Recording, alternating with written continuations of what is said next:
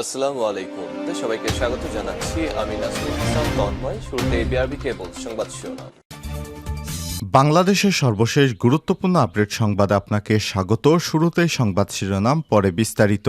শুরুতেই জানিয়ে দিব, সাবেক এমপি এম এ লতিফ 3 দিনের রিমান্ডে।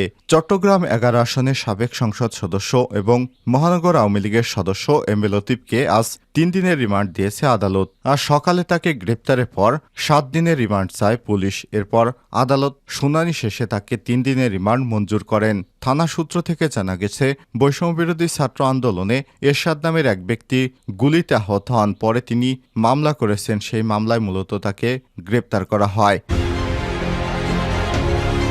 এরপর জানিয়ে দিব, জালিয়াতি করে মুক্তিযোদ্ধা কোটায় চাকুরি হারুনের। হাওড়ে রয়েছে প্রেসিডেন্ট রিসোর্ট। অবৈধভাবে অর্জন করেছেন কোটি কোটি টাকার সম্পদ। এ বিষয়ে গুরুত্বপূর্ণ সংবাদ থাকবে বন্ধুরা। সম্পূর্ণ সংবাদটি জানতে ভিডিওটি না টেনে দেখতে থাকুন।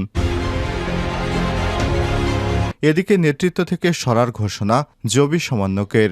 সরকারি চাকরিতে কোটা সংস্কার আন্দোলনে নেমে আওয়ামী লীগ সরকারের পতনের নেতৃত্ব দেওয়া সংগঠন বৈষম্য বিরোধী ছাত্র আন্দোলনের চট্টগ্রাম বিশ্ববিদ্যালয়ের 5 জন সমন্বয়কের পদত্যাগের পর জবি বিশ্ববিদ্যালয় থেকে আজ আরেক সমন্বয়ক পদত্যাগের ঘোষণা দিলেন। তবে তিনি আগামীতে ছাত্র আন্দোলনের যে কোনো কর্মসূচিতে সাধারণ শিক্ষার্থী হিসেবে যোগ দেবেন।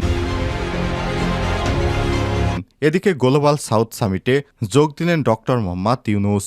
ভারতের রাজধানী নয়াদিল্লিতে অনুষ্ঠিত তৃতীয় ভয়েস অব গ্লোবাল সাউথ সামিটে ভার্চুয়ালি যোগ দিয়েছেন বাংলাদেশের অন্তর্বর্তীকালীন সরকারের প্রধান উপদেষ্টা নোবেল বিজয়ী অর্থনীতিবিদ ডক্টর মোহাম্মদ ইউনুস।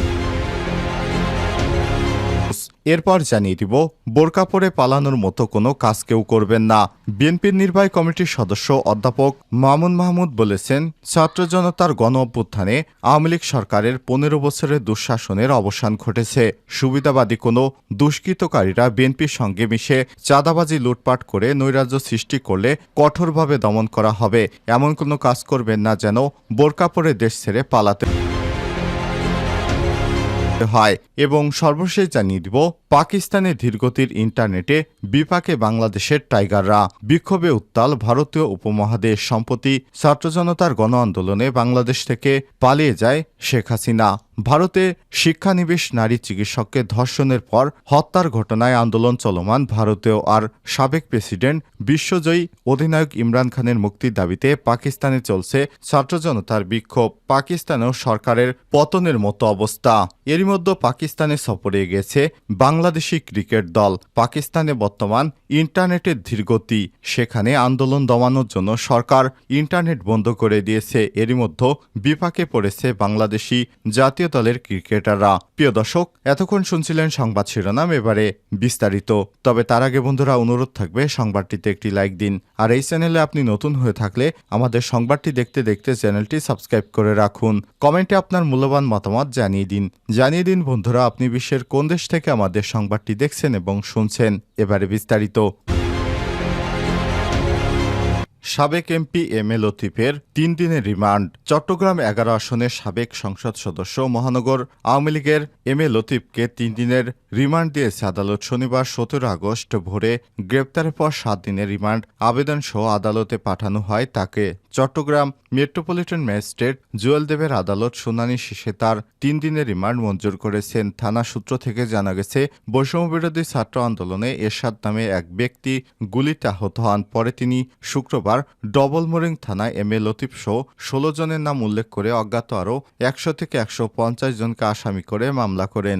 মামলায় এম এ লতিফ গুলি করার হুমকি দেন বলে অভিযোগ রয়েছে।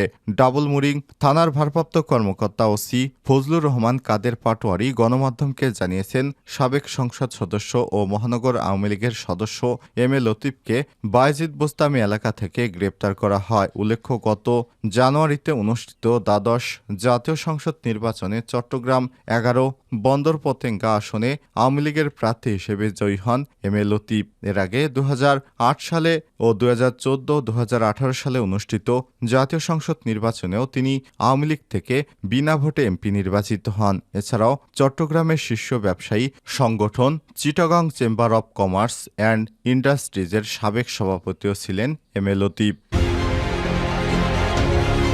হাওরে প্রেসিডেন্ট রিসোর্ট জালিয়াতি করে মুক্তিযোদ্ধা কোঠায় চাকরি পেয়েছিলেন হারুনুর রশিদ। ঢাকা মহানগর পুলিশের অতিরিক্ত কমিশনার হারুনুর রশিদ ডিবির হারুন নামেই বেশি পরিচিত পেয়েছিলেন তিনি। আলোচিত সমালোচিত পুলিশের এই কর্মকর্তার বিরুদ্ধে জালিয়াতি করে মুক্তিযোদ্ধা কোটায় চাকরি নেওয়া সহ অবৈধভাবে সম্পদের পাহাড় গড়ার অভিযোগ উঠেছে। হারুন তার গ্রামের বাড়ি কিশোরগঞ্জের মিঠামইনে শত শত কোটি টাকা ব্যয় গড়ে তুলেছেন প্রেসিডেন্ট রিসোর্ট নামে অত্যাধুনিক এক বিলাসবহুল একটি প্রমোদগার।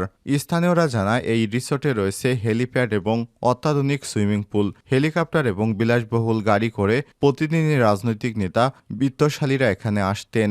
রিসোর্টটি তাদের আনন্দ ফুর্তির জন্য নিরাপদ স্থান বলে হয়ে উঠেছিল। জানা গেছে কিশোরগঞ্জ জেলার মিঠামইন উপজেলার ঘাগড়া ইউনিয়নের হোসেনপুর গ্রামে এক দরিদ্র কৃষক পরিবারে হারুনের জন্ম। 20তম BCS-এর মাধ্যমে 2000 সালে মুক্তিযোদ্ধা কোটায় পুলিশের চাকরি পান তিনি। অথচ তার বাবা মোহাম্মদ হাদিস ভূঁইয়া মুক্তিযোদ্ধা ছিলেন না। 1996 সালে আওয়ামী লীগ ক্ষমতায় আসার পর রাজনৈতিক প্রভাব খাটিয়ে মুক্তিযোদ্ধা হিসেবে নিজের নাম অন্তর্ভুক্ত করা হয়েছিল।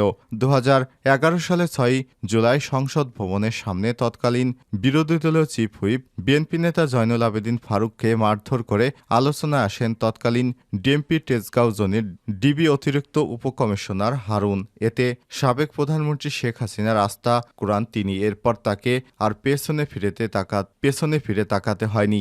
একের পর এক তাকে পদোন্নতি পেয়ে পুলিশের প্রবল প্রতাপশালী কর্মকর্তা বনে যান হারুন। মিঠামইন উপজেলা ঘাগড়া ইউনিয়নের হোসেনপুর গ্রামে 40 একরের বেশি জায়গা নিয়ে গড়ে তোলা প্রেসিডেন্ট রিসোর্ট এর প্রিমিয়াম স্যুটের প্রতিদিনের ভাড়া 20,000 টাকা, সর্বনিম্ন ডিলাক্স রুমের ভাড়া প্রতিদিন 10,000 টাকা। 2021 সালে 3 সেপ্টেম্বর রিসোর্টটি উদ্বোধন করা হয়। প্রেসিডেন্ট রিসোর্টের ব্যবস্থাপনা পরিচালক এমডি হিসেবে দায়িত্ব পালন করছেন তার ছোট ভাই ডাক্তার শাহরিয়ার। রিসোর্টটিতে হারুনের পরিবারের 5 থেকে 7 একর জায়গা রয়েছে। বাকি অন্তত 35 একর জায়গা অন্যদের। প্রতারণা করে সব জমি দখল করেছেন হারুন। জায়গা মালিকদের কেউ প্রকৃত দাম পাননি, কেউ 10 লাখের মধ্যে 1 লাখ, কেউ 20 লাখের মধ্যে 2 লাখ, এইভাবে তিনি টাকা দিয়েছেন। দাম না পেয়ে এখনও অন্তত 10 থেকে 12 জন তাদের জমি রেজিস্ট্রি করে দেননি। তাদের একজন মিঠামইন সদর ইউনিয়নের গিরিশপুর গ্রামের দিলীপ কুমার বণিক। তিনি জানান, হারুন রিসোর্টের কথা বলে তার 1 একর 10% জায়গা নিয়েছেন। জমির কোনো দাম দরও নির্ধারণ করা হয়নি। তাকে 50,000 টাকা দেওয়া হয়েছে মাত্র, অথচ তার জমির দাম হবে 20 লক্ষ টাকার বেশি। তিনি বলেন, আমার মতো এমন অন্তত 12 জন রয়েছে যাদের নামমাত্র টাকা দিয়ে জমি দখল করেছে হারুন। 5 আগস্ট ছাত্র জনতার অভ্যুত্থানের পর রিসোর্টটিতে দর্শনার্থীদের প্রবেশ বন্ধ রাখা হয়েছে, তবে রিসোর্টে বুকিং চালু রয়েছে। নেতৃত্ব থেকে সরার ঘোষণা জবি সমন্বয়কের। সরকারি চাকরিতে কোটা নিয়ে আন্দোলনে নেমে আওয়ামী লীগ সরকার পতনের নেতৃত্ব দেওয়া সংগঠন বৈষম্যবিরোধী ছাত্র আন্দোলন চট্টগ্রাম বিশ্ববিদ্যালয়ের 5 সমন্বয়ক পদত্যাগ করেছেন। এদিকে জগন্নাথ বিশ্ববিদ্যালয়ের জবি ইউনিটকে নেতৃত্ব প্রদান করা বিশ্ববিদ্যালয় ইসলামী স্টাডিজ বিভাগের শিক্ষার্থী মোহাম্মদ নুরনবী সমন্বয়কের পদ থেকে সরে যাওয়ার ঘোষণা দিয়েছেন। সমন্বয়ক থেকে সরে গেলেও যে কোনো আন্দোলনে সাধারণ শিক্ষার্থী হিসেবে অংশগ্রহণ করবেন বলে শনিবার সকালে তার নিজ ফেসবুক আইডি এমডি নুরনবীতে একটি পোস্ট দিয়ে জানিয়েছেন ওই শিক্ষার্থী। এ নিয়ে এ পর্যন্ত মোট 6 জন বৈষম্যবিরোধী ছাত্র আন্দোলনের পদ থেকে 6 জন সমন্বয়ক পদত্যাগ করলেন। নুরনবী বলেন, আমি মোহাম্মদ নুরনবী বৈষম্যবিরোধী ছাত্র আন্দোলনের একজন সমন্বয়ক হিসেবে শুরু থেকেই সকল আন্দোলনের সঙ্গে সক্রিয়ভাবে অংশগ্রহণ করেছি। এক্ষেত্রে আমাদের প্রাথমিক চাওয়াগুলো পূরণ হয়েছে বলে আমি মনে করছি। আমাদের বৈষম্য বাংলাদেশ গড়তে শহীদরা যে রক্ত দিয়েছে তা এখনও পুরোপুরি বাস্তবায়ন হয়নি। শহীদদের আত্মত্যাগে অর্জিত এই স্বাধীন বাংলাদেশে যে কোনো বৈষম্য বিরোধী আন্দোলনে আমি একজন সাধারণ শিক্ষার্থী হিসেবে অংশগ্রহণ করব ইনশাল্লাহ। এই সমন্বয়ক আরও বলেন, আজ থেকে আমি বৈষম্য বিরোধী ছাত্র আন্দোলনের সমন্বয়কের পদ থেকে নিজেকে সরিয়ে নিলাম। ব্যক্তিসত্ত্ববিহীন এই আন্দোলনে শুরু থেকে মাঠে থেকেছি। ময়দানে ছাত্রলীগের বর্বরোচিত হামলার শিকার হয়েছি। ময়দান থেকেই গুম হয়েছি এবং পৈশাচিক নির্যাতনের শিকার হয়েছি, কারাগারে গিয়েছি, সব কিছুর ঊর্ধ্বে আপনাদের ভালোবাসা পেয়েছি। যে ভালোবাসার মর্যাদা রক্ষা করার জন্য আমি সর্বদা আপনাদের পাশে থাকব ইনশাল্লাহ। উল্লেখ্য, গত 19শে জুলাই ক্যাম্পাস থেকে গ্রেপ্তার হন এই শিক্ষার্থী। পরে ডিবি অফিসে ব্যাপক নির্যাতনের শিকার হয়ে গত 6 আগস্ট মুক্তি পান তিনি। নির্যাতনকালে পানিতে মরিচের গুঁড়া মিশিয়ে খেতে দেয়া হতো।